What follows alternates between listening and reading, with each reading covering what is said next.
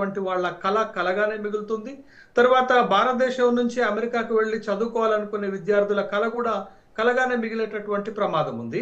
దాంతో పాటు అప్పుడు $1,00,000 ఫీజు అనేటటువంటి నిర్ణయం తీసుకున్నప్పుడు అమెరికా ఛాంబర్ ఆఫ్ కామర్స్ కూడా వ్యతిరేకించి వాళ్ళందరూ ఏం చేశారంటే అమెరికాలో ఉన్నటువంటి స్టార్టప్లు, అమెరికాలో ఉన్నటువంటి చిన్న పరిశ్రమలు, చిన్న సంస్థలు, టెక్నో సంస్థలు వీళ్ళందరూ ఏం చేశారంటే అక్కడ జిల్లా కోర్టుకు వెళ్ళారు.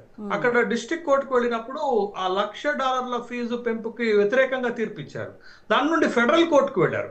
ఫెడరల్ కోర్టు కూడా అమెరికన్ సుప్రీం ఫెడరల్ కోర్టు కూడా $1,00,000 ఫీజు వసూలు చేయడానికి వీల్లేదు అనేటటువంటి ఒక తీర్పునిస్తే మళ్ళా ఇప్పుడు ఏం చేశారు, దొడ్డిదారిన ఇంకొక మార్గం ద్వారా ఈ $1,03,265 వసూలు చేసేటటువంటి ఇంకొక కార్యక్రమాన్ని, అంటే భారతదేశంలో కూడా ఎప్పుడన్నా సింగిల్ బెంచ్ తీర్పిస్తే ఫుల్ డబుల్ బెంచ్కి వెళ్ళినట్టు, ఫుల్ బెంచ్కి వెళ్ళినట్టు అక్కడ కూడా supreme federal court, American supreme federal court తీర్పిచ్చినప్పటికి కూడా మళ్ళా ఒకసారి H-1B వీసాల విషయంలో ఫీజు పెంచేటటువంటి ప్రతిపాదన తీసుకొచ్చాడు. అయితే ఈ ప్రతిపాదన వల్ల భారతదేశానికి వచ్చేటటువంటి నష్టం ఏంటి అనేటటువంటి ఒక చర్చ జరుగుతుంది. చాలా నష్టం జరుగుతుంది. ఎందుకు నష్టం జరుగుతుంది అని అంటే, అసలు ఎందుకు అమెరికా ఎలాంటి నిర్ణయం తీసుకుంటుంది ఫస్ట్ దాన్ని, తర్వాత భారతదేశానికి ఎట్లా నష్టం జరుగుతుంది అనే రెండు అంశాలు చూడాలి మనం. రెండు కోణాలు ఉన్నాయి దీంట్లో. ఒకటి ఏంటంటే, ఈ డొనాల్డ్ ట్రంప్ రెండోసారి అధికారంలోకి వచ్చిన తర్వాత వాళ్ళ మెయిన్ స్లోగన్ ఏంటి అని అంటే America for Americans, America for Americans. అంటే అమెరికా అనేది అమెరికా కోసమే, ఇతర దేశాల నుంచి వలసలు వచ్చేటటువంటి వాళ్ళు అమెరికన్ల ప్రయోజనాలను దెబ్బతీస్తున్నారు, అమెరికన్ ఉద్యోగాలను కొల్లగొడుతున్నారు, కాబట్టి వలసలకు అడ్డుకట్ట వేయాలి అనేటటువంటి ఒక నిర్ణయం వాళ్ళు తీసుకున్నటువంటిది. దాంతో పాటు లాస్ట్ టైం H-1B వీసాలకి $1,00,000 ఫీజు పెంచుతున్నప్పుడు, దరఖాస్తు ఫీజు పెంచుతున్నప్పుడు అక్కడ అమెరికన్ కామర్స్ సెక్రటరీ హోవార్డ్ లుట్నిక్స్ ఒక మాట అన్నాడు, మీకు గుర్తు చేస్తున్నాను రోజా గారు. ఆ లుట్నిక్స్ ఏమన్నాడంటే, అడ్డమైనటువంటి చెత్త ఇతర దేశాల నుంచి అమెరికాలో డంప్ కాకుండా ఈ నిర్ణయం తీసుకున్నామన్నాడు. అది ఎవరిని ఉద్దేశించి అన్నాడు? పాయింట్ 1. పాయింట్ నెంబర్ 2 ఏంటి అంటే, అక్కడ అమెరికాలో ఒక రేడియో వ్యాఖ్యాత అమెరికన్ జన్మతా పౌరసత్వం పైన ఒక వ్యాఖ్య చేశాడు. ఏం చేశాడు అని అంటే, ల్యాప్టాప్ విత్ గ్యాంగ్స్టర్స్ అన్నాడు. అంటే భారతదేశం నుంచి ల్యాప్టాప్ పట్టుకొని అమెరికాకు వస్తున్నటువంటి వాళ్ళని గ్యాంగ్స్టర్స్ అని వర్ణించాడు. ఈ రెండు వ్యాఖ్యలు కనుక మనం చూస్తే ఎవరిని ఉద్దేశించి అన్నారు అనేటటువంటి విషయం చాలా స్పష్టమైపోతుంది.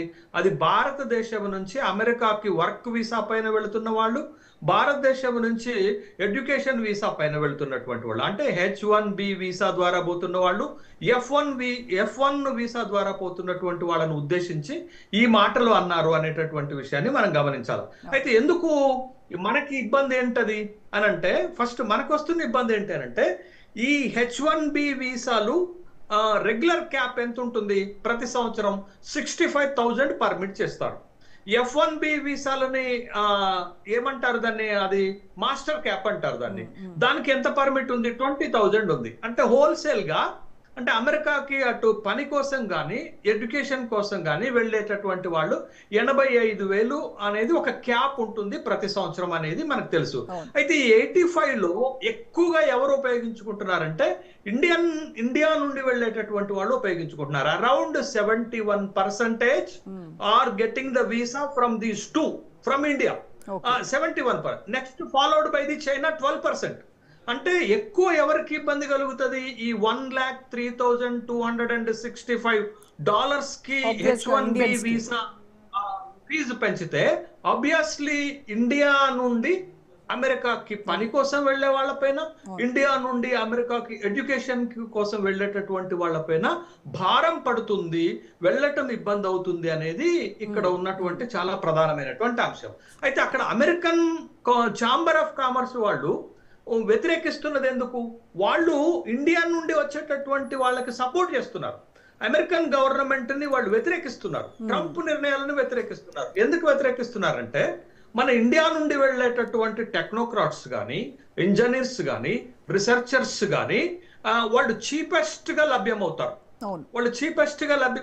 అమెరికన్స్ కంటే తక్కువ వేతనాలకు పనిచేస్తారు కాబట్టి మళ్ళీ క్వాలిఫైడ్ అండ్ స్కిల్డ్, నైపుణ్యం కలిగినటువంటి వాళ్ళు, వాళ్ళకి కన్వీనియంట్ గా ఉంటుంది.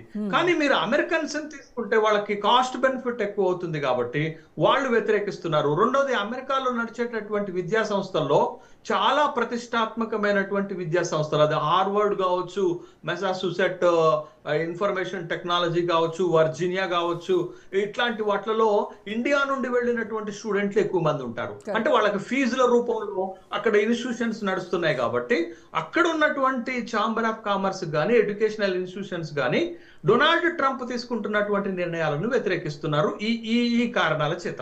కానీ డొనాల్డ్ ట్రంప్ ఏమనుకుంటున్నాడు? ఒకటి, ప్రభుత్వానికి ఆదాయాన్ని పెంచుకోవటం, ఏది ఇట్లాంటి నిర్ణయాలు తీసుకొని ఇట్లాంటి ఫీజెస్ ని పెద్ద ఎత్తున పెంచి. రెండోది, వలసలను అడ్డుకట్టవేయటం. మూడోది, ఇండియా నుండి ఇంత మ్యాసివ్ మైగ్రేషన్ జరగకపోతే అమెరికన్స్ కి అవకాశాలు దొరుకుతాయి కదా అనేటటువంటి ఆలోచన ట్రంప్ చూస్తున్నటువంటిది. బట్ ఏది ఏమైనా డొనాల్డ్ ట్రంప్ తీసుకునే ప్రతి నిర్ణయము భారత్ వ్యతిరేక నిర్ణయంగా కనపడుతుంది. మీకు నేను ఉదాహరణకు కొన్ని చెప్తాను రోజా గారు. ఒకటి, టారిఫ్స్ విషయం భారత్ కే ఇబ్బందికరంగా కల్పించాడు. డెడ్ ఎకానమీస్ అన్నాడు.